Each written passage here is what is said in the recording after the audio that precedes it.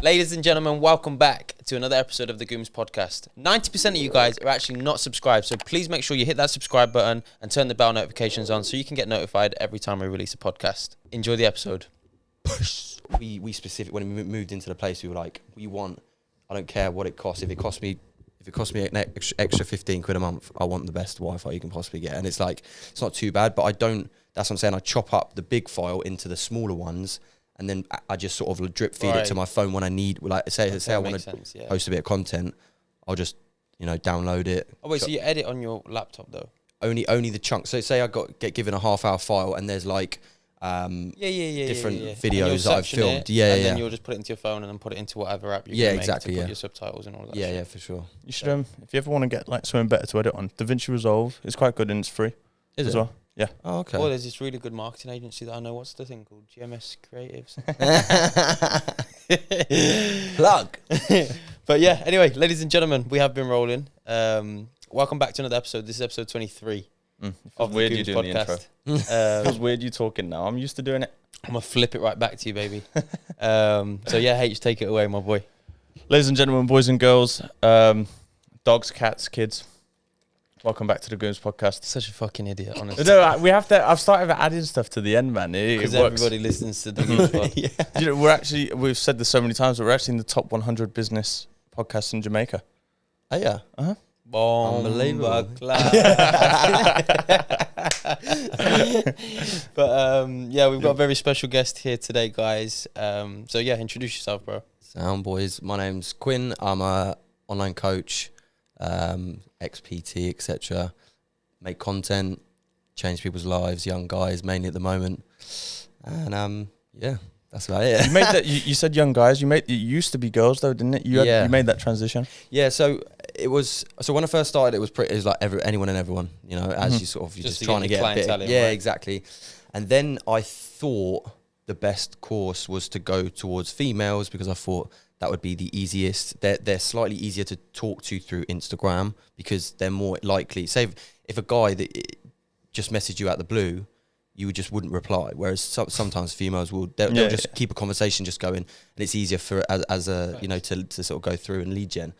But it was getting to the point where I couldn't. Like, I can't relate to someone who's in their mid-40s trying to lose weight, if you see what I'm saying, So when it comes to relatability and the ability as a coach to use my past experiences with a client, I can't do that with a middle-aged female who just wants to lose a bit of weight, Whereas when it comes to young guys, it's like I know exactly how that person feels and I know exactly where they're at and what stage in their life they're at, So I can use my experience, I can use my knowledge of other clients, etc. So it's just much easier in every aspect. So when I make content now, I'm not almost forcing something that I don't fully understand. Like when I'm talking about females and all this, that, and the other, it's like I'm just talking from whatever I've learned or the knowledge that I've picked up from other clients. Also, you put out what you would receive well, right? Exactly. And that's what I mean. As soon as I made the change, which was literally the start of this year,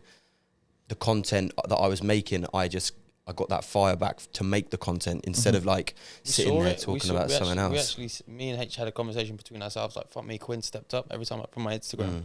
He's there with the reel. I remember at the gym, I always used to say to you when you used to train at TSU with me. Yeah. Oh, all the time. I just used to say how good your content was. I know you did. When I actually talk to other coaches, I actually use you as an example.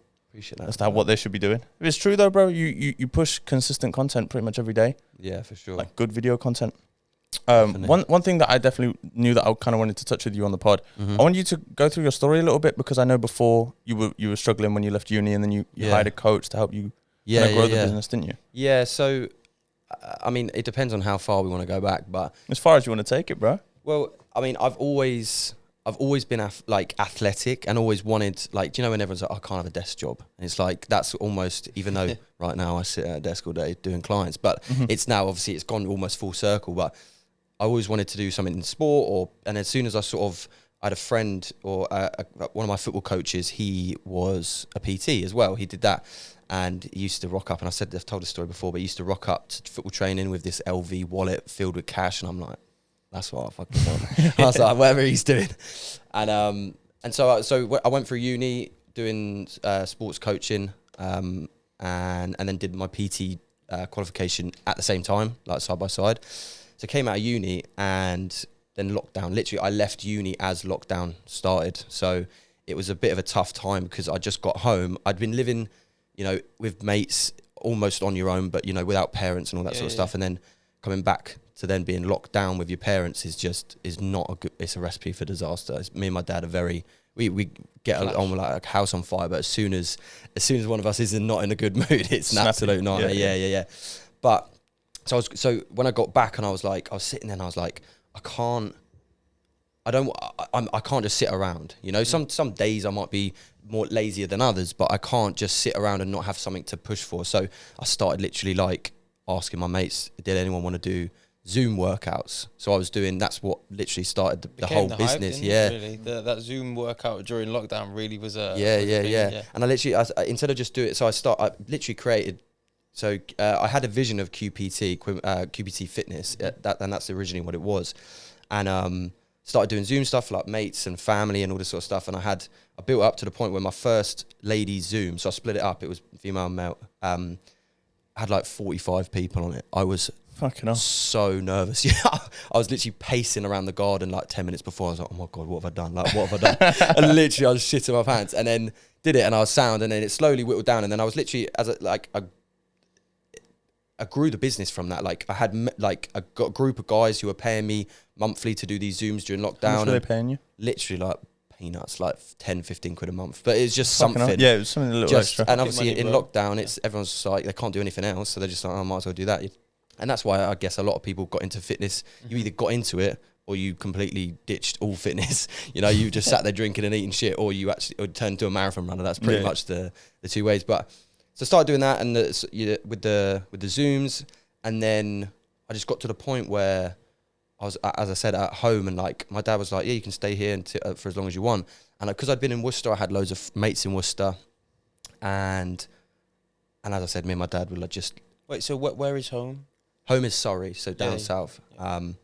And so I was just there at my dad's house, and it was just getting to the point where I was just like, I just want to, I want to be living on my own again. You know, I want to have that, not freedom, but being not in a place where I'm getting told off if I don't do the fucking dishwasher. You know what I mean? I've got little half brothers and sisters, and it was like, they're getting told off for things, and then I'm there at like 21, and I'm like, why are you telling me off for the same stuff that you're telling these lot off? Like, what's going on? Yeah. So I was just like, I need to move out. And then luckily my mate moved into these new flats, Virginia House. I don't know whether, if you, by Foregate car park, it's down the bottom, there's like a building, you don't even know it's there. It's like one of those, it's next to the college. It's next to the college by the view bar. Anyway, and my mate moved in there, and I was like trying to find a place. So I called him up and said, can I, inquire about a room or whatever? And they're like, yeah, cool. And then I literally was cheeky, and I remember saying this, I literally said it on the phone. I was like, I know this is cheeky, and they had a gym that they were building downstairs as part of the complex. And I said, I know this is cheeky, but do you need a PT for your gym? And they were like, well, we don't want to employ someone, but we need someone to run their business from the gym and use it as their own, but, keep it in order, basically. I was like, yeah, sound. So I had struck a deal with them in terms of I've got a flat for cheaper, and I ran the gym for free. So I literally had no cost for the business. So it was obviously luck getting that, but at the same time, if you don't ask, you don't get. I literally said, do you want to employ me? And they were like, well, no, but we can use the space. So that's where, and then I started PTing from there, and I wasn't really doing online coaching at the time. It was more in-person PTing, which, I do still love to do. I do like that PTing and coaching side of things, which you can't fully get when do online coaching, because obviously it's not in person. Yeah. I think it lacks scalability. Yeah, and that's exactly my mindset when I came in. Like, when I went, and that's again when I signed up with Steve, the mentor I used. You can't. There's only so many hours in the day and the week that you can physically work at that level for. As a PT, you have to. Unless you're going to start charging $2,500 a session. That's the point, exactly. But even then, it's like, if you want to make millions, you just can't, unless gyms or whatever. What made you make that switch to get a coach? So, well, because I was in a position where I was just PTing, but I wasn't. I was in a bit of a bad headspace mentally. I was just self-destructive in lots of ways. It's just not something that.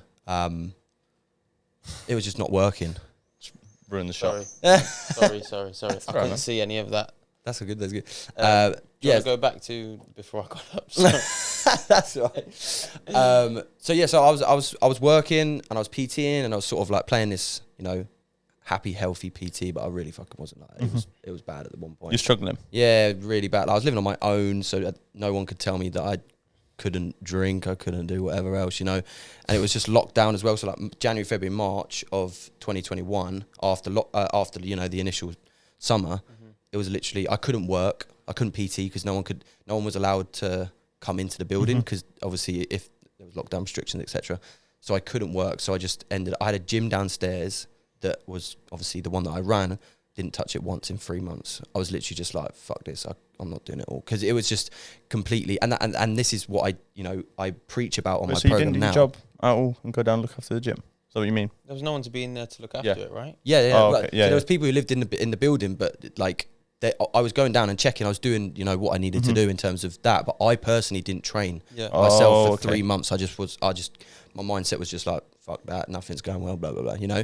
Which is why I preach now, like mindset is such a, important part of fitness. You can get in shape as much as you want. You can literally, it doesn't take much. Everyone knows how to do it. It's just doing it and staying in shape. And staying in shape is the main thing. Like, and I'll go into this later down in terms of the story. But it's easy to get in shape, but staying in shape and having the mindset to not allow a little thing to knock you off. And consistency. Yeah, exactly. But going back to what Virginia House and stuff, I was doing that and it was going really well and PTing, and then I literally was just like I was getting people like obviously not decent money, but good money from going from uni to there, and I was like, oh shit, like how can I do more? There's only so many hours. I was doing classes at Fitness for Less in town, doing the HIIT lab, which was good fun, but then I was just like I can't. Like I was playing this happy PT every morning and every evening, and it was just like killing me. And you've got to be on the ball, and if you're not, then you feel like you're not giving them the service that they're paying for. And so I was like, online coaching, and then so Aaron, the guy who runs Fitness for Less in town, or he's the general manager. He said, "Oh, my mate Steve does online coaching. He's killing it." I was like, "Oh, okay." I was like, "Oh, I'll look into that." Followed him on Instagram. He had the Lambo. He had all the sort of stuff. That Big G. Yeah, that I was like, oh, fucking hell, all right. So you can make that much money online coaching. I was like, what? Like, and as soon as I saw that, I basically signed up because it wasn't like my online coaching was not there. I just hadn't even reached into it really. I was doing a little bit of like tracking and stuff with my PT clients to make sure that they got slightly better results than just 2 hours with me a week, and the rest of it I have no idea what they're doing. But then. And that completely changed the game, because I always say, why would I try and do it on my own when someone's done it and literally has the evidence that it works? Why can't I just follow the blueprint of what they did? And that's exactly what I did. So I was with Steve and the coaching collective for, I want to say about 9 months, I think, and just built as much as I could. A lot of people in that situation though have too much pride. 100%. Like, why should I give him money to tell me what to do? A lot of people don't look at it as, let me invest into myself, as opposed to investing into the individual that's going to help me. I don't think it's just that though as well. I think that there's a lot of people out there that are kind of faking it just to sell a course or sell a service online, just to make some money. True. It's it's obviously, it's the new business now. Is if you research something for prolonged period of time, and you can talk more than most people. If you record a course and light it properly and have it up, you can sell anything. As long as you market it right. That's what the aim of the game nowadays is, marketing. And in the coaching industry, like, I'm not the best coach, the most knowledgeable coach. Like, I can say that because I don't care. But at the end of the day, it's who can market themselves the best. Because content's king. Exactly. And it's like, you could have the best, most knowledgeable coach who knows every single detail about anything that you possibly can, but they could be the driest, like no personality, nothing, and they can't then make content that's entertaining enough to get to go viral or whatever, and then they don't make money, and that's the sad thing, is like there's top coaches who physically cannot make much money because they can't market themselves, or it's like you either have it or you don't when it comes to content. And you can learn it, and there's strategies and stuff like that, but at the end of the day, people watch like 90% of my content, or people follow me probably just to watch me do stupid things or like shout and, you know. Do you know what it is? I actually kind of disagree with you that not everybody can do content. I think everybody can, but the way that you do content is you sit in front and you'll speak in front of a camera doing your protein reviews or recipes or something like that. Someone can still make the content, but they don't necessarily have to do it the way that you do it. There's different ways where your personality doesn't need to come through as much, such as like, I don't know, just using like a trending sound and like relating that to fitness, for instance, for an online coach. If they don't feel comfortable talking, or if they don't have that charisma or personality to sit in front and excite people to watch it. Do you understand what I'm trying to say? Yeah, 100%. And that's a very good point. I completely understand. Obviously, I was talking from my perspective. I'm not saying I've got everything, but I'm saying like I'm good in front of camera. I did drama at school. You wouldn't guess. Yeah. I actually got an A star in drama as well. Did you? I dropped it though. I got an A star in drama. Yeah, so he's like, guys, can I join in? Is that all right? But yeah, so drama wasn't even an option. Was it not? Was it not? I don't think so. Yeah, but you had business and stuff like that. I didn't get that option. Yeah. What did I do at school? I think I did stupid ones, bro. So long ago. I did stupid ones. But the thing is, like my little sister now is coming up to the stage where she's picked her things and she was really stressing and I remember being that person. Yeah. I can't even tell you what. I remember one thing from you at school. I remember one thing from you at school. I remember your parents. They were both like, oh, you can do whatever with your homework. You just decided not to do it for like 2 weeks. Just smashed all my exams, didn't I? No, I remember you got in bit of trouble. Smashed all my exams. That's just not fun. Honestly, without sounding like a prick, bro, I was too clever to have to sit and do my homework. I was just anything coursework I was sick at. Like in my A levels, for some reason I didn't do sport. So I did GCSE PE. Right, you'd think I've done sport throughout the whole thing. Right? I did GCSE PE, got an A in that. The only A I've ever got in school, right, was in PE, and then I dropped it because I went through like a bit of an indie stage, right? In what? It was I started dressing on it. I going to Arctic Monkeys concerts and all that. I'm not. I swear on my life, I got a lip ring. Swear on mother's life. And I was. There's a little hole you can probably see it. So I started, but then I did English, psychology, graphic design. Like went completely away from like sports and stuff like that. And then literally I started. Then I left college and I didn't know what I didn't know what I wanted to do at uni, didn't know what I wanted to do career-wise, could have stepped away from like the sport PT sort of side of things. Took a year out and then was doing like, I was working at Waitrose, which there was a big one that opened right next to my house, so I was working there. And then I started doing landscaping, which was decent in the summer, like just, getting paid cash. And it was a labour job, right? Yeah. And so I started doing that and then I was literally just like, I need to do. My mum sat me down and was like, because obviously she saw me, I was getting paid cash, and it obviously was off the books a little bit. It's just sort of cash in hand job. A little bit or all of it? I mean, it's all of it. I was just getting paid into my bank account, and yeah. So, my mum sat me down and was like, look, it doesn't. She's always been very much, I don't care what you do as long as you're doing something that's progressing you. So I sort of thought, okay, maybe I'll go to uni, and so I've always done sport, and I was like, I knew I could, always go into sport and be sound. Like as I said, I had quite an athletic base. I went to a private school for 4 years where you play sport every single day pretty much at school.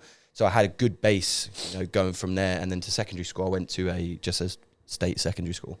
But when it came to, jumping into uni, I was just like, it was a course where it was very much like a college course almost. So it wasn't a massive lecture hall sort of thing. It was quite enclosed. So it really made me push myself a little bit more, because you can't hide especially with a name like Quinn and the way that I come across, like you can't hide, unfortunately. If I'm not there, they're like, where's Quinn? Like if I sleep in, they're like, right, Quinn's not here, we'll send them an email. And I'm like, for fuck's sake. Like some people can just slip under the radar. But made your presence felt in that room, bro. Yeah. It's a good thing. It's a good thing. That's what I'm saying. It's tough.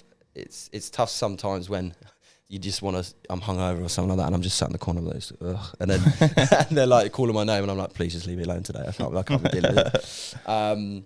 But going back in terms of, I forgot where we were. We've gone around in about 3 circles. My brain is literally like I literally go off, and then I'm like this. Wow. Where we were before was you were telling us about after hired the coach and everything kind of changed? Oh yeah, yes. So hired Steve, was working with Steve, and then obviously hit the whole company and did really well. And just, you know, it's when it comes to social media marketing, it's about graft. It's like anything, you know. The more you put in, the more you get out of it. You know. Facts. And with Instagram especially, it's, you know, it's just numbers. The more messages you send, the higher chance that you'll get a response, like the higher amount of responses. Do you physically outreached via DM? Yeah. So that's. I remember my mom followed you on Instagram. She was like, "Quinn's just messaged me to see if like I needed online coaching." Yeah. It wasn't me. It wasn't me. Yeah. Well, that's what I'm saying. It's like, so the way that you do it in the coaching, you have virtual assistants or VAs. So you'll hire someone and you pay them by the hour to go into your Instagram and message people, because obviously I don't want to be sat there. I could, and I did in the first month. Like I sat on my phone for like 8 hours a day just messaging, which is your time is, you value your time more than that. Exactly. And now it's, you know, Delegation and someone else, until actually recently was on my account doing stuff, and I was paying them to do that. So now I've taken it on myself, but I'm looking to take someone up, because it's just it's not hard work, but it's the stress. It's just a lot of time. It's time consuming. Exactly. And if you can pay someone to speed up your process of making money, why not? Exactly. It's efficient, bro. Efficiency. Just out of curiosity, how much are you paying someone like that? Like, what, to do a job like that? So it's like you pay them about £10 to £12 an hour, depending on who they are. And are you actively looking for someone right now? Not really. I mean, if anyone's a virtual assistant who wants to do it, yeah. We've got some guys that would probably want to come and for make sure. a little bit of bucks. Well, listen, drop me a message. It is going to be me, because I'm on my own Instagram at the moment, so don't worry. It's the amount of times I have people go, "Is it actually you that I'm talking to?" And I'm like, "Yes, it is." But I would say yes, it is. I'd get my assistant to say yes, it is anyway. It used to get to the point where people are like, my assistant would be like, "Right, this person's given us a bit of friction. Send them a voice note." And I'm like, I have to read back through the chat what they've talked about just to then think about what I'm going to say and send a voice note. So it's like it is crazy, but you like. It's not even a secret, you know. This is how businesses work. Do you really think that someone who's got 1 million followers is sat on their Instagram DMs replying to thousands of DMs that they get a day? Like, it just doesn't work like that. And I'm not saying that I've got that many DMs, but you know, the more that I send out, the more that I get back, and the more chance that I then to get them on a call, talk them through the program, sign them up. That's where you're present, though. Yeah, of course. Where you have to. Yeah. You can get to the point. Obviously, like, as it's Quinn Prior training, it's quite difficult.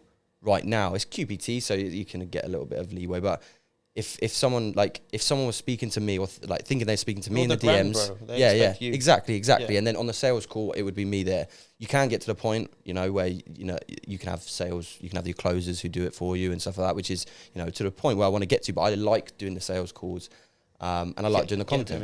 Out of it. Yeah, exactly. When you finish a call or something, you're like, 100%. Yeah, that's the thing.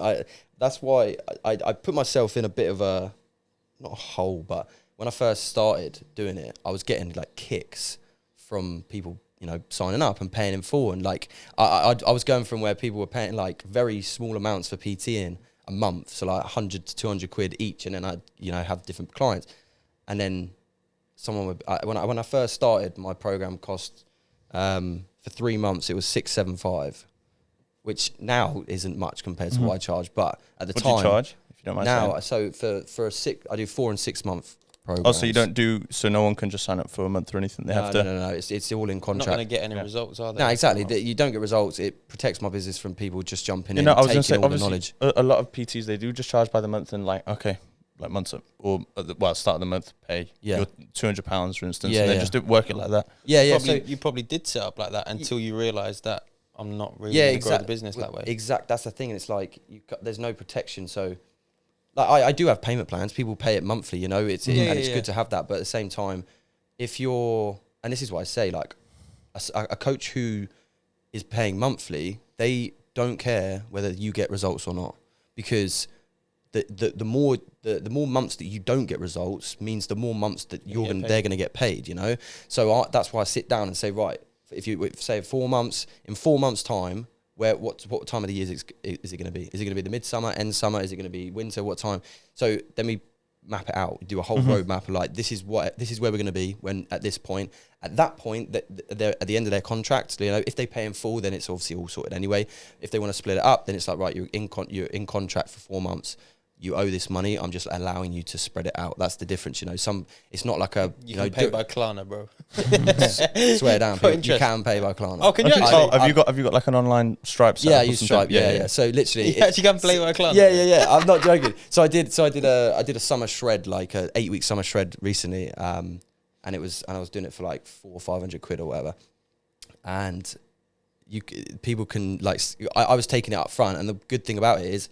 Klarna will front it to me, so I get to pay in full, and then they can split it up 3 ways. So you joke about it, but it's an actual thing. That's why, and I forget that that's a thing, because you know, if you say to someone, "I'll pay $1,000 or 1,500 quid or whatever," they're like, "Oh, I can't pay that." So don't worry, you can split it up 3 ways. I've got Klarna, and then you get your bag. Not a bad idea for us, because I know a lot of agencies do actually use Stripe. Obviously, ours just tends to be bank transfers. I know a lot of agencies do use Stripe. It's probably not a bad thing for us, mate.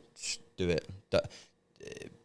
It's so much easier, trust me, and it looks so much more professional. If you probably invoice and make it look professional anyway, but you know, if you just send us Stripe, and then you can set up actual subscriptions and then you've got details on file, so you can just say to them, this is going to come out at this date. I would definitely go for Stripe for sure. Something we should look probably into. Set that up. Don't go cardless. Stripe's just much better. Yeah, we'll look into it. I've actually got a Stripe account set up anyway from previous business. Yeah. So it's decent. In terms of end goal and scaling, is it always going to be online coaching? Because online coaching is very scalable. Whether you get more coaches in, whether you start charging more, and you just grow that brand and you just get more clients. Yeah, both. Yeah. Well, that's or is it grow the social profile? Maybe I don't know. Influencer route, drop some products or something like that. What's the? Have you thought about it or not?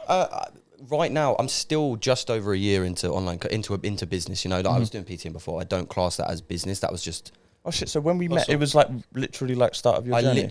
So I started online coaching in April last year. So literally, like, it's been a year and a bit of actual online coaching fully. That's what I'm saying. So and this is what I'm saying. Like, because I've known you just over a year, and obviously you the same. The person who I was 2-3 years ago is completely different to the person to we only who I am know now. this version of Quinn. Exactly, and that's almost something that I forget. You know, like I know my whole past. You know, and and I know other people do. Whereas you boys just know me as, you know, QPT, Quinn Prior Training. The thing is, though, you say that, but you actually don't know us before a year ago. That's... We never had fucking lip rings and yeah, bro. None of that stuff. That was a very short phase. Let me just... We were pricks, bro. Yeah. We were pricks. We would go to a nightclub. We'd get paid £300-400 a week because we were working long hours as young kids. We'd walk into the nightclub with our whole week's wages and think we were the shit. And make all of the other 30-year-olds that were in there think we were the shit. That, well, at least we thought we did. Yeah. Looking back on it now, if I'm that 30-year-old, I think, what a little cunt. Yeah, exactly. You see them now, and it's like like not that we go clubbing much, but, you know, when you go into say Keystones or something like that, and you just see the young, fresh, they're ready to rock and roll, and you're like, they're going through that phase where they just think. Do you know what it is though? I'm glad that we went through that as people early. As people that want to earn a lot of money. One thing that I always hear is that people are, once they start seeing a bit of money, they start wasting it. Obviously, we weren't earning crazy amounts, but we were 17 earning £500, £400, £600 a week. So it's like that to us was as much money as you like. It was the most money in the world, and like it was never going to go anywhere. Living at home, no expenses, trust. So it's like obviously for us going out, like when we got that out of our system, I think it's a positive. My week's wages would go on a bottle of Grey Goose and a new fucking designer T-shirt every week, bro. Something along those lines. How little does that interest us now in the future? Oh, bro, you know this top is the first. These two pieces of clothing are the first things that I've bought for myself in ages. Yeah. And I was buzzing when I walked out of Zara and my bill was 70 quid. Yeah. Buzzing. Instead of... And I used to go and get fucking Balmain t-shirt for 300 quid and wear it twice and think I was the shit. Yeah, trust me. That's... Like, it's not... That's the only thing... That's something that I've never... like, designer clothes, I can't justify. I've got a few bits, you know, like I've got like a Heron Preston denim jacket that was cost a bit of an arm and leg. I've worn it once. You know, it's just like... It's a waste, innit? Yeah, and that's the thing. Unless you've got it. Yeah, and that's the thing. I'm almost in my head, I can't justify unless it's like a very small percentage. Like I go into the shops now, cost a fucking living crisis. everything's fucking double the price of when I used to like go in and with a £5 and come out with a massive bag. Now it's like 2 things, and I'm like, this is an absolute joke. Like growing up and becoming an adult, you realise that, you know, money doesn't grow on trees and food doesn't just appear in the fridge normally unless you fucking go out and buy. Do you know what it is? We say that though about designer and stuff like that. For in our case, obviously you said that you weren't as into it, but I think the thing that we'll probably fall into will be like cars or watches or something like that when we start seeing a lot of money, and we'll after a couple of years we'll probably get that out of our system. You'll get out of the system, and we'll probably be the fuck we wasting money on that or something like that is as well. Like you buy that Balmain t-shirt, you put it on once, it's already half in value. Exactly. Yeah, okay, a watch is different. You put an AP on, even if you've spent 30 racks on it, you could wear it every single day for 6 months. Yep. And in 6 months, it's probably going to be worth 32. Yeah, exactly, yeah. So, well, okay, maybe not. But you know what I'm saying though. Yeah. So, No. Maybe a watch is a bad example, but cars, for instance. I think. Yeah, if you buy again, you're not going to go and drop 500k on a whip. No. You're going to PCP it, that's keep the your goal, cash bro. flow. Yeah. You're going to keep your cash flow nice. You're going to lease it a little bit. You're going to, what's my percentages coming in for the month? How much can I delegate to my fund? Blah, blah, blah. And you do it correctly. Whereas then it was just, cash. Yeah, that's the thing. Make money. Well, when I was PTing, I created a separate bank account for business. And I was like, right, that's the business account. And then I'd literally go out on nights out and I'd earn I'd given myself this much, or I'd been paid by clients this much, and I'd just be in Keystones, like absolutely slapping. Who wants a shot? Yeah, who wants a fucking crack, baby? Slapping her about. And then I'd literally. By the way, he's not actually talking about drugs. That's just the name of a drink. yeah. You said who wants crack, baby? Everybody that's outside of Worcester's thinking, what? I do not deal crack. Okay, just take note of that. But yeah, and it was just like. And I spoke about this literally on a podcast that I recently just did about finances, and like I was spending more than I earn, and then I was in this hole of like, why can I never save? Why can I never do this? And then I go on a night out and spend fucking 300 quid like I'm some absolute fucking baller, you know? It's like, and it's like, I don't know when I'm going to get to the point where I can justify. It's like percentages, like you were saying, like 10% of our wage now is nowhere near the same as maybe 5 years time, you know? So I think the rule that I've seen is like 50%. Is it 50% necessities, and then 30 is like your wants, and then 20% savings / investment? Isn't that's like the saying, isn't it? I think it's depending on the individual. I think what Tristan and Andrew Tate say. Tristan said it. Tristan Tate. You should spend half of your wages like you're gonna live forever, and then half of your wages like you're gonna die tomorrow. Yeah. I think that's a nice way to play it personally. Oh yeah. And if you've got 500k coming in on a monthly basis, 250k a month to go and live like you're gonna die tomorrow seems pretty good to me. That's the thing. But that's the thing. Like, it's always the guys. £1,000 a month, isn't it? It's always the guys with ridiculous amounts of money who are like, it's just easy. And then when you're sat there like in a rut because you can't seem to save anything because you're spending and you're in this cycle of I'm gonna counteract you here. I think it is easy, and you're saying you're in a rut, but you're also saying you're going and spending 300 quid a weekend in Keystones. But that's what's going on. It's easy to say no to that. Yeah, but that's what I'm saying. You're in that cycle of I'm working hard, and in the UK, it's an absolute shit show with this. Like, and this is I struggle with my client. Well, I don't struggle, but I help my clients through this a lot because young guys who are just I can't wait to get cunted this weekend. Like, I can't wait. I've had such a stressful week, sat at work all day. I can't wait to go down a boozer and just get absolutely nailed. It's like.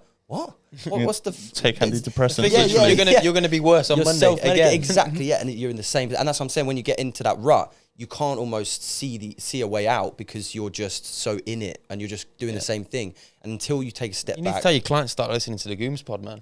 Well, I will. After this, I'll be watching it. Yeah, this will be the most viewed one, just from all my clients. But as I said, it's definitely a cycle, and this is something like that I struggled with a lot myself. Not just with the money side of things, but just self-medicating, just doing things that I knew was not going to be very good in the long run for that quick hit of, taking me away from what was going on, and that's something that definitely is a massive part of why I preach about, breaking out the cycle and actually, building a lifestyle that you want to live instead of letting life just drag you about and do, if you're hanging around with people that are not benefiting you, move, do something, don't hang around with them, and this is the thing. Thanks, people are so scared to do that though. Yeah, literally. And it's like if you've got friends who are just doing things that, you know, are not going to be beneficial in the long run, right? Saying no once every 2 times is better than saying no never, you know, to start with. And then suddenly when you wake up fresh on a Monday or a Sunday and you're like, oh, I'm going to go for a run, I'm going to do this, that, or you have drive to then, for us, like build more of a business or push the needle forward a little bit further instead of sitting around, lazing around. That's where you see progression. And when it's like you say you go to the gym, like Monday through Thursday, you're smashing the gym. Friday comes around, Friday, Saturday, Sunday, you're absolutely not doing anything. You're eating shit, drinking whatever, you know. And then Monday comes around and your body's still processing the shit Monday, Tuesday, and then you don't feel good till Wednesday. So you've wasted 5 days of progression. So people think it's 1 step forward, 1 step back. They think that they're just maintaining. And then they look 6 months down the line, they're like, how have I put 2 stone on? Yeah. And it's like, because your body is completely fucking fucked. Yeah. The insides are literally orange because they're like, it's meant to be a nice, fresh pink colour and you just absolutely burning your insides. Is that actually what alcohol does? Like it makes your insides turn orange? No, I don't know. No, I was just saying, I was making no, because the way I thought of it is when you smoke, obviously your lungs go brown. Yeah. So I don't know, maybe your liver. No, it's just the saying that me and my mates have that, like, you just turn your insides. He's on the double tequila and orange juice, bro. That's why they're going orange. Exactly.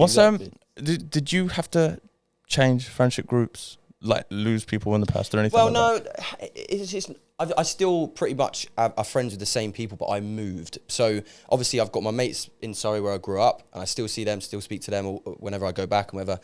But then because I moved to university, obviously I'm there most of the time, so I made new friends there, and obviously people from Worcester and whatever. And then I stayed in Worcester, and then because obviously with uni, obviously everyone moves back home most of the time, but I stayed there, and I had a few friends from uni, a few friends who, you know, were just from Worcester that I'd sort of made friends with. So it wasn't a case of, you know, I cut people off to the point where I was like, I don't want to talk to you anymore. It was just, you know, I just moved away and I didn't see them as much, you know. So the same bad habits and the same, you know, stupid stuff happens when I see my mates from home or whatever, you know. It's still you revert back to the same actions, and, you know, there's almost the person that you are around them, you turn back into that, you know. Like I turn into a teenager again when I think I disagree with that as well, bro. Purely because I feel like when I see certain people from, I don't know, maybe school or people, you get a kick out of the growth. Nah, not even that. So like if I see someone kind of when I see someone from school, or when I see someone that was like in a, I don't know, that we used to hang around with or something like that. For me, it's like I like to think that I'm an unrecognizable person to them. Yeah. I don't find those jokes funny no more. I don't find that activity fun no more. Yep. I'm a different person. I don't want to go out, get high, or go out and drink. Like I'm a different person now. Like it's grown. I don't know. Whenever I revisit those people from my past, it's we're just into different things now. Yeah, and I completely agree with that as well. He goes back home and he's like, "Let's go, boy!" I'm not joking. It's almost like a crack, baby. It's almost like like a release, you know. But because but there's nothing wrong with that, though. Yeah. And that's I'm not trying to say that there's anything wrong with having a couple drinks or something like that. That release that some people do need. Yeah, of course. But like as I said, it's not too. It's almost like because they were like I grew up with. It's like you two. It's like if you two just sort of parted ways. I'm not talking about like mates that you just saw once every. These are boys that I played football with every single day. I was at school with every single day. Like every day after work, we go down to the pub, and that was almost how it's your friendship group. Yeah, exactly. So it's like I still will see them, and I still like talk to them, and, you know, but it's just I'm away from the everyday little antics. Kid comes out and you get excited. That's the thing. Exactly. And I remember my mate Matt came up because he just joined the Navy, and on the same day we were sat outside the View Bar, we were just having a drink or whatever, and then 3 of my mates. Shout out Indy, man. Yeah, exactly. Shout out Indy. Yeah.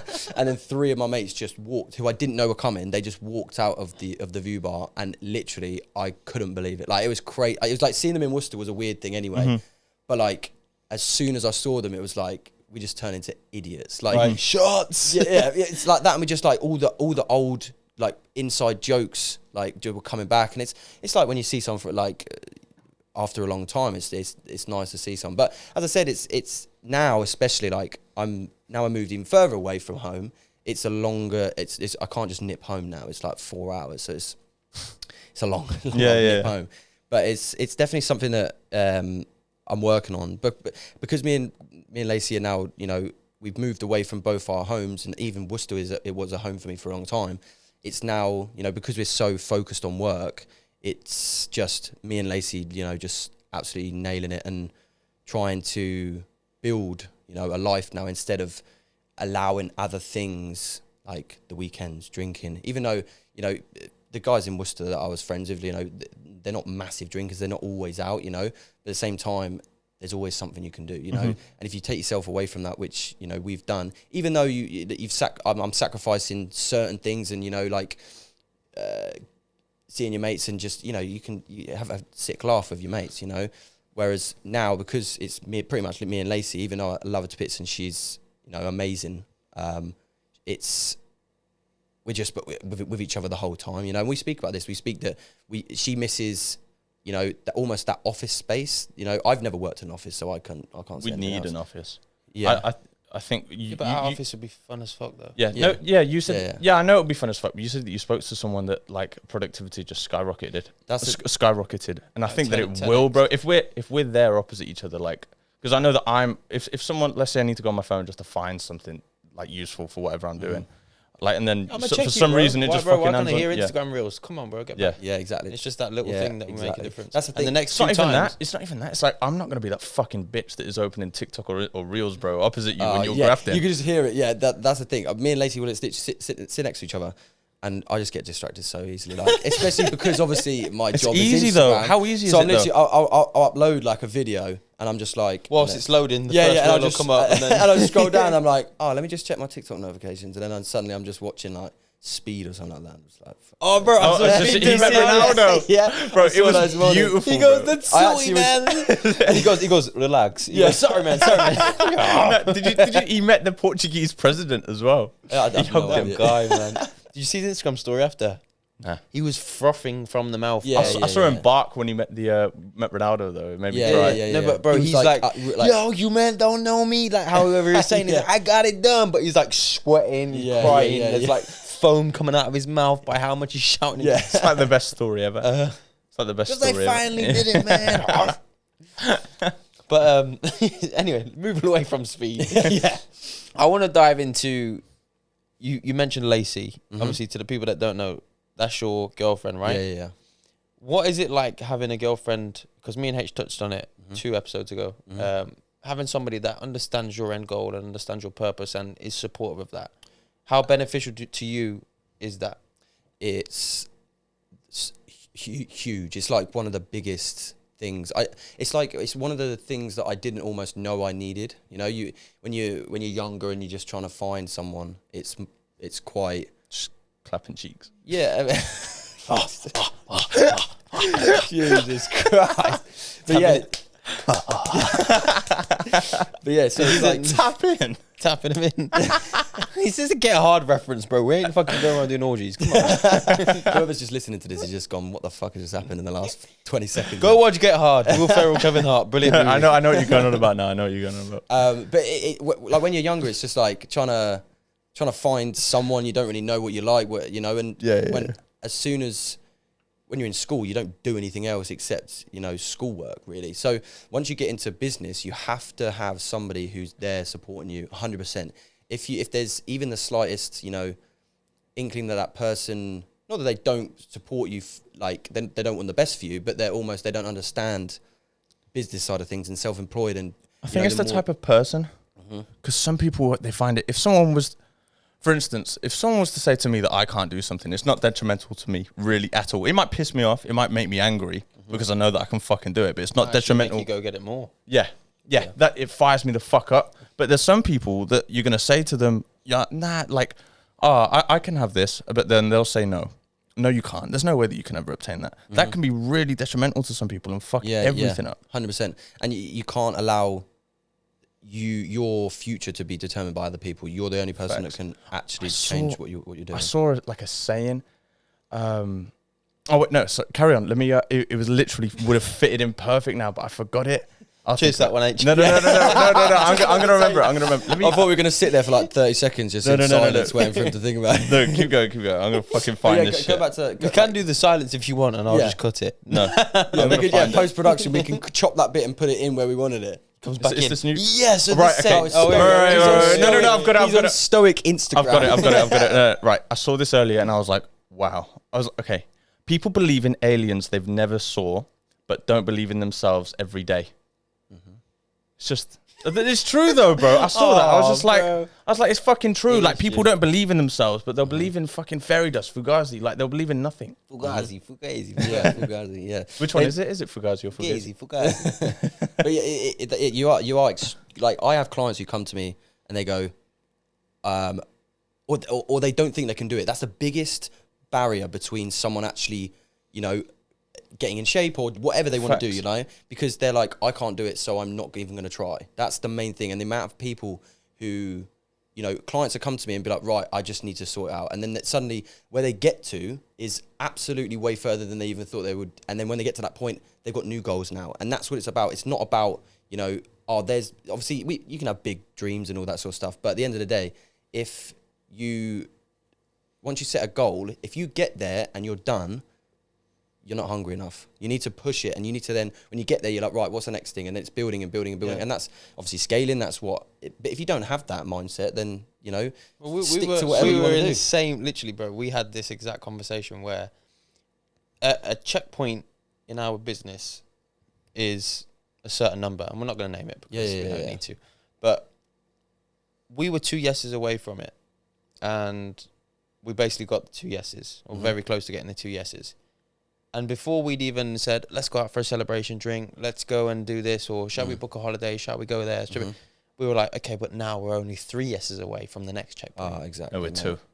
Oh, no, it is 3. It is 3. Yeah, my bad. But that's the mentality of, we both know within ourselves and within each other that we're going to keep fucking going. But some people, though, they are just like, there's nothing wrong with just being content with getting to a certain point. There is nothing wrong, but for me... Yeah, and also for me, I'm not going to be comfortable. The people that say there's nothing wrong being content, there's nothing wrong with me driving a £30,000 car and going home to my 6 out of 10 misses and being relatively happy. Like, fuck that. Yeah. I want a Lambo, I want a Bugatti, I want this, I want my girl with the ass. I want all of these things, and I can make it happen. But I just can't think like you and move like you, and I'm okay with that. Exactly. I think the important thing is, though, just to distance yourself from those people, because I don't speak to anybody except for you, my mom, and my girl. I'm not saying that for you. I know, but that's where it's come to. Like, it's really like, you could open up my phone list, bro, and I could scroll for the last 3 days, and there won't be 3 different numbers than my mom, my dad, my girl, and H. I don't even have to search number. Everything's just on my reasons. But it's like people want, and they dream of this lifestyle that you just explained, and then their work ethic is that of a fucking everyone wants teenager. It. Yeah, bro. And it's like, I really want that. What are you doing about it? To get to the places that not a lot of people get to, practically nobody gets to, you have to do the things that nobody does. That nobody fucking does. I love that TikTok reference. It's a TikTok. That's a clip. No, you know the ones that Rule 87. Yeah. You must. You know that guy. I've seen that clip so many times. Rule 87. Get up. Thanks for that one, TikTok. Cheers for that. That's giving me the inspiration to get up. Yeah. No, but it actually does, though. If I'm scrolling through my... It flips to the low exposure money game, the counter and all of that shit. The Lambo. No, but if I'm scrolling through my TikTok, though, it's not... Like, there is obviously some rubbish on there as well. Yeah. But we got some ass on my TikTok. Just go on yours, it's just shaking ass. Nah, it used to be. It's not anymore. It's not. It's actually not. No, but I think it affects me in a positive way. Like, I might be scrolling and then just a TikTok will come up of like fucking Goggins, like, get off the phone and get to work. You lock it and then you're like, fuck death. Yeah, you're like, shit, like, Goggins, thanks for that, bro. Stay hard. That's the thing. I just ran a Mars, topless, minus 237 Celsius. You've seen that clip on there? Yeah, the best one is when he was like, this guy was saying, Goggins ran this race and he was on his own and everyone else was in teams. A relay, And he was like, how did Goggins look? And he was like, the guy was like, he looked pretty good. And he was like, but he was shouting He was shouting at people. Yeah, he was talking to who's himself. he talking to? And he's like, there was no one else there. He's talking Who's shit going to to carry the himself. boats and the logs? I actually saw someone that was training, like they were like the caption was who's going to carry the boats, and he had a barbell, and he had it underneath his arms here and was lifting it up onto his shoulder like that, like 100 kg, bro. Crazy. I was like, fuck, you know. Yeah. 100 kg barbell just on his shoulder. Yeah, so he'd have it. It's a zercher. It's a zercher. Oh, is that actually what it's called? I didn't know it was an exercise. You can squat, you can do loads of things, but when you have it in your crease of your elbow, it's a zercher. There I can understand. No, he had it there, and then almost like to explosive. put it here, bro, and leave it there. It was explosive, and then he turned, boom, like on his shoulder like that. He kept failing it, and then he finally got it. And Goggins was actually the sound for a effect. zombie apocalypse or something. I don't know what he's doing. I think that it is actually important. Obviously, you made the switch to like a more CrossFit functional training. Yeah. Well, I'm dealing with the consequences now because, like, I went from just neglecting recovery, etc. So I went from. Bro, I'm the same. Yeah. So I went from bodybuilding. So I obviously, started in bodybuilding in the gym, just lifting weights. Then I had like different, and then I started trying to do a bit of running, and I'm not a runner. I'm too heavy for running. My knees are just like, fuck off, mate. I'm not doing that. So I was just sort of bodybuilding. Then, as I said, before we started recording, I started eating loads of shit and just lifting heavy and calling myself a power lifter, because you can get away with that. But I did build a lot of muscle, but I was literally just telling yourself that so you could be fat. Yeah, exactly. So I could just eat as much as possible. And then I was like, this is not the life that I want. Like, it's just absolutely, I just felt really shit in myself at that point. And that's just after that, that's when I joined TSC and started doing the functional side, because I was like, I always wanted to do something like that, because like Keen, he was doing cleans and, jerks and stuff like that. So I was like, I want to try that. I want to try CrossFit. So I started doing that, and, it was quite good. You can build up your cardio pretty well. And, I'm athletic to the point where I'm quite powerful. Endurance is something I have to fucking work on, but in terms of short sprints, I'm pretty good. And then it got to the point, but because I've had bad hips. So I used to play American football. At uni, I played American football, played at high level, and I just had terrible hip problems because it's so high impact. It's like sprinting and then changing direction as quickly as you physically can. So my hips just took a battering. So I had to stop. So I've always had problems with my hips and shoulders and stuff like that. And then going into CrossFit, everything is quite linear. It's there's no twisting, there's no this. It's all just lift up, or squatting is up and down. So I can almost get around it. And then I was starting to do proper CrossFit, so ring muscle ups and stuff like that. And like my shoulders and hips just couldn't deal with it. So I'm now currently working, with a physio full time to rehab all of the injuries and the tight hips, so I can then do CrossFit in much better, and I can actually, because my goal is to not compete in the games or whatever, but to try and do my best in the open. That's my goal. Maybe hopefully for next year, but that's what I'm saying. Why is that your goal? Why is that your goal? Just for something for you, or do you think it will drive business to you? No. It's completely separate to business. This is the thing. Because I've got into CrossFit, it's something that it's a challenge. I'm not saying I've completed. It's just a workout. It's quite fun. Yeah, exactly. And it's almost like learning Olympic lifting is like a challenge to me. Because it's not just pushing a dumbbell. It's actually technical, and if you do it well, it feels good, and if you do it badly, you know about it. So it's like and doing like muscle ups and stuff like that. It's always stuff that you see.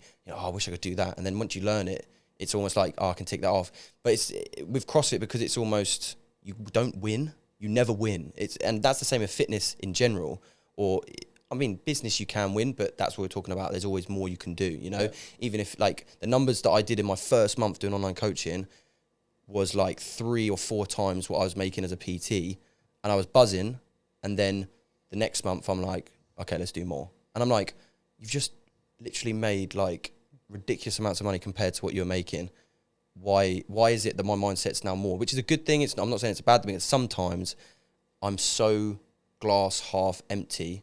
I'm like, fucking hell, I could do more. Or like, if I've got 10 minutes while the chicken's in the air fryer, I'm like, I can be editing a video now. It's like my brain doesn't allow me to waste time. And I'm trying to be efficient, but almost the amount that I do that, it then takes away from the actual work. So you've had when you sit there like, right, I need to do this, and then suddenly it's like, oh shit, I've got that to do, and then you just start doing that, and then you've left that, and it's like leaving tabs open and you just like never get anything done. That's almost like what I'm dealing with on the daily. You know, running a business on my own is tough. Like you two, you've got each other. You've got two brains to be like, oh, we've got that, or you like, did you remember to do that? You got someone to remind.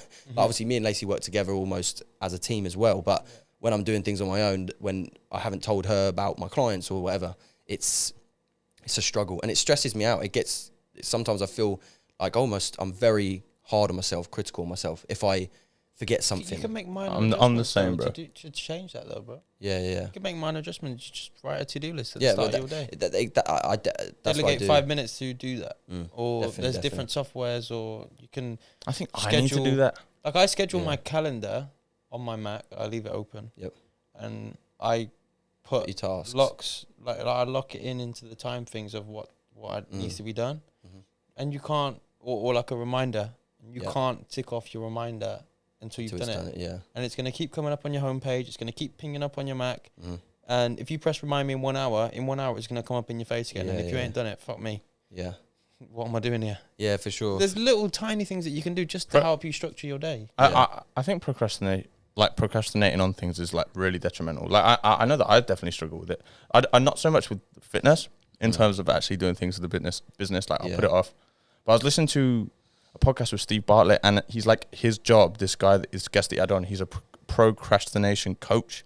So it stops you from... Yeah, like this is what he does. Like he's an expert in like mentality and stuff like that. Yeah. You wouldn't think he looks like a fucking dork, to be honest with you. But in shape?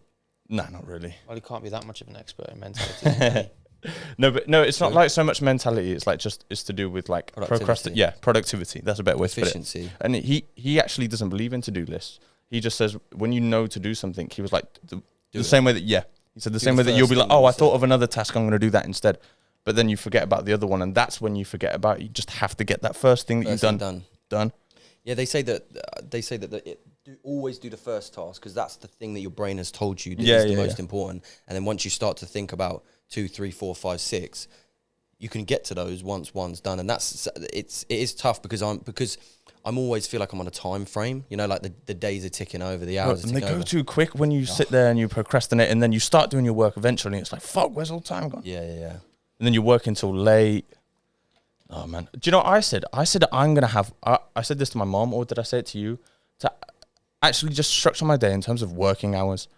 10 a.m. I start work. If I'm not on the laptop by 10 or whatever we're doing, I'm late, and that's it. Fine. Fine the business. Out of the business. Fired. Fire myself. Yeah. No, but then fired. Fine.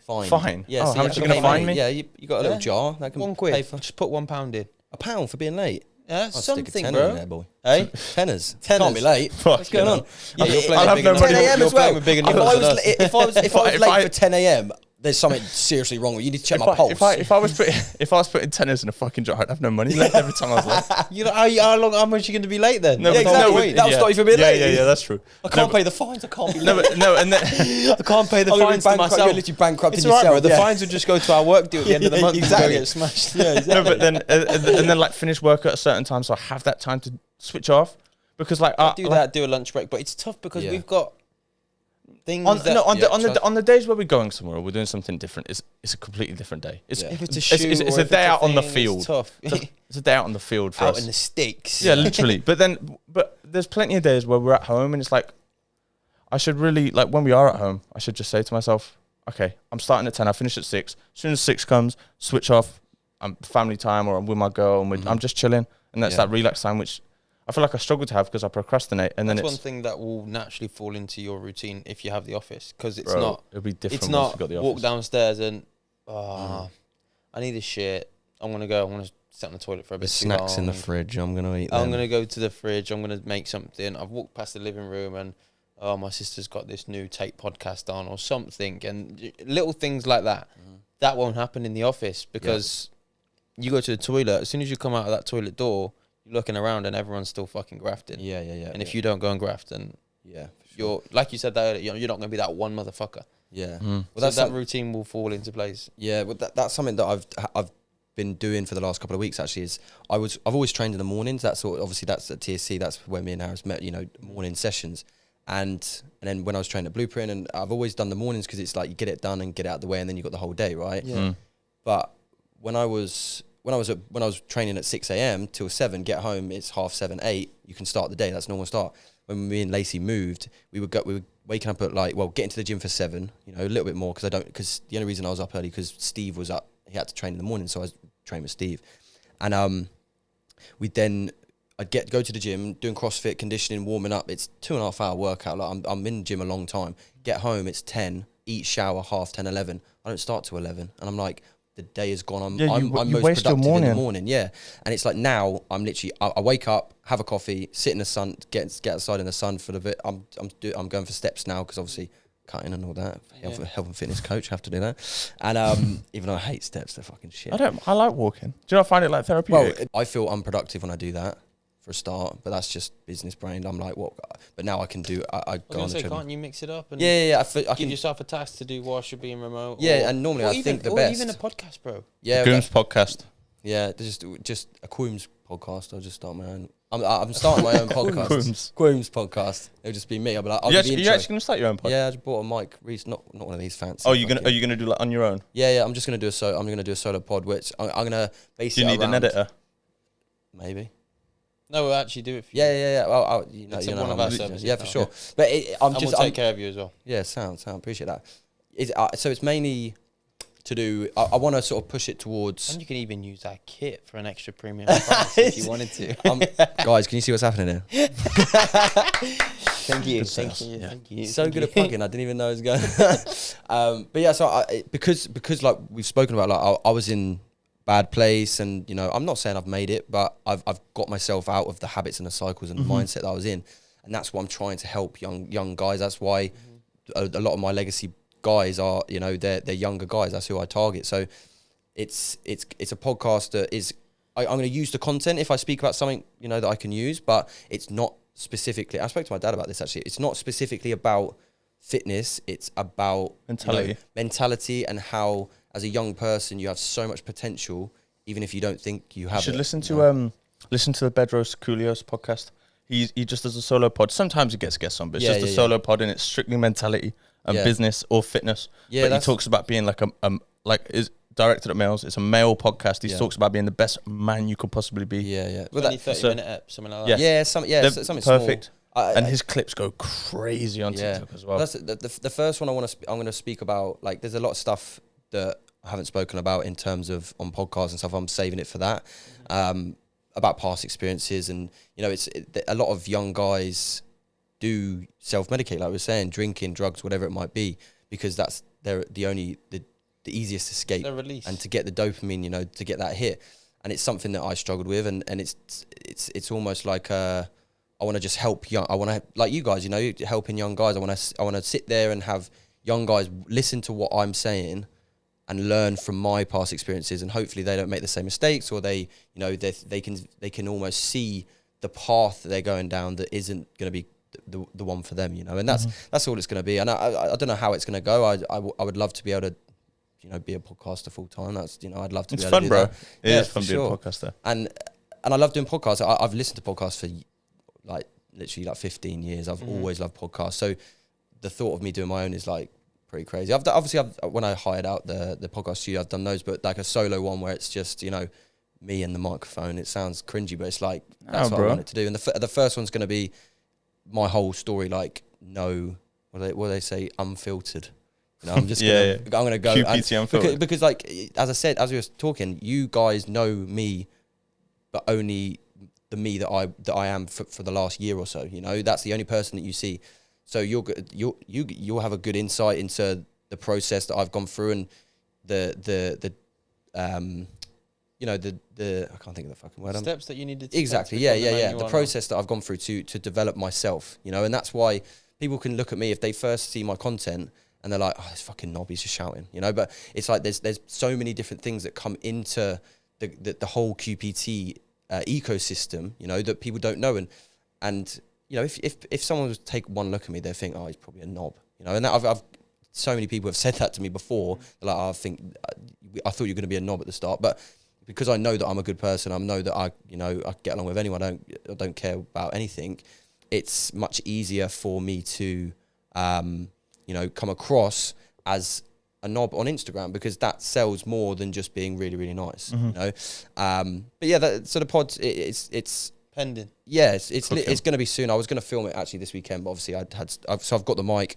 I'm just going to sit there and set my phone up and just do it. So we'll see. I'll probably film it about 7 times before I actually put the first one out, or I'll just do the first one. No, bro, just do the first one and just sit there and conversate with yourself. Yeah. Soon as you have those thoughts, you're just going to talk. You're just going to talk, bro. Yeah, if you actually need some help though, like taking away like the joke that we made before. Not a joke, because if you actually in that sense, but we're only a message away. Bro. Yeah, of course. Appreciate in terms of anything. I think it's time to wrap up. I think it's a good place to wrap up. Yeah, it's a lovely pod. I was going to say as well, this is kind of something that we've got in the routine of asking all of our guests. What advice would you give to maybe someone that's younger than you, was in a similar position that you were in? What would you say to them to get out of that position? My advice would be to don't live in the moment, but if that moment is not doing you a favor in the long run, you need to learn delayed gratification. That is the key to life, is to not take the cherry now, have a bunch of them later on. That's almost what I've had to learn, and just understand and be able to distinguish when the behaviors that you're doing are detrimental. At the time, you think you're absolutely having the best time, you're doing this, that, and the other. 2 years down the line, you've got your body's messed up, you've got no money, you've got this, that, and the other, and now you're trying to figure out, do the hard work at a young age. I see young guys with such good potential, and they're like, nah, I just want to fuck about for a bit. And I'm like, yeah, that's cool, but I'm always plead with people. Like I'll be speaking in the DMs, and they're just like, oh yeah, I just want to mess around. I'm like, you're literally 18 and you've got the physique that someone would wish to have at 25, you know. And I'm just like, keep going. But when it comes to business, just push it and just don't never give up. Never give up. Well, in terms of those people though that aren't giving it everything, just makes it fucking easier for us guys. Yeah. To be honest with you, straight up. If you want to make it easier for us, make it easier for us. Yeah. Although I advocate for you to go out and do something positive. He's just like, on a real it's true though. We said this the other day. I saw something and it was really nice, and it touched me when I was watching a video. So, like, we're rooting for you, man. To everybody that's listening, 100%. Watching, we're rooting for you. We're not there yet, but we will get there. And to anybody that's in the same position, further ahead or a little bit behind, we're rooting for you. Let's go get it. For sure. 100%. Yeah. Make sure that you follow us on Spotify. Subscribe to the YouTube. Like, comment, subscribe. Do all of that shit. We've got to keep the lights on. And we are on the road to 1,000 subscribers. So make sure you do that. We'll see you all next week. Love. Push!